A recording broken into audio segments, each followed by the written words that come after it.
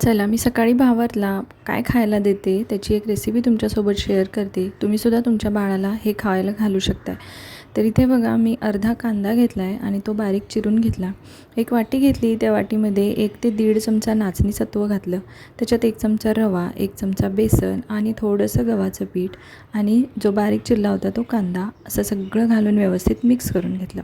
त्याच्यानंतर त्याच्यात टाकलं थोडेसे जिरे, हळद, थोडासा ओवा, लाल तिखट, हिंग आणि थोडंसं मीठ, चवीपुरतं मीठ खूपच कमी टाकायचं आहे आपल्याला.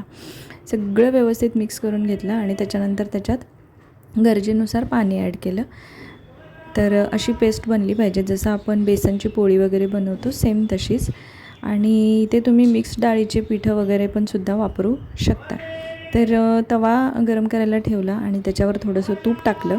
तवा गरम झाल्यानंतर त्याच्यावर जे बॅटर तयार झालं होतं ते ओतून घेतलं आणि छान असं दोन्ही साईडला तूप लावून व्यवस्थित भाजून घेतला तो चिला, तो पराठा काय म्हणाल तो.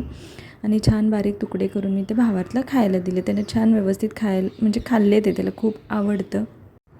आणि जेवढं बनवलेलं असते तेवढं सगळं पोरं खातीलच असं नाही. सो दाबून दाबून घालायची काही गरज नाही. मुलं जेवढं खातात तेवढंच त्यांना द्यायचं आणि नाहीच संपलं तर आपणसुद्धा खायचं, आपणसुद्धा टेस्ट करायची, म्हणजे आपल्याला कळते की बाबा कसं लागतं आहे ते.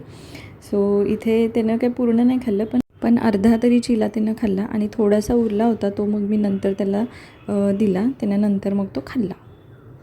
तुम्हीसुद्धा ही रेसिपी नक्की ट्राय करा. तर कालच्या व्हिडिओमध्ये मी तुम्हाला सांगितलं होतं की मिशोवरून मी काहीतरी मागवलं आहे माझ्यासाठीच. तर ते पार्सल ओपन करायचं होतं, म्हणून मग ते मी पार्सल ओपन केलं. ॲक्च्युली मी ज्या दिवशी पार्सल आलं त्याच दिवशी ओपन केलं होतं, पण व्हिडिओ पोस्ट केला नव्हता, म्हणून मग मी तो आज करते. तर इथे मी व्हाईट कलरचा एक टॉप मागवला होता.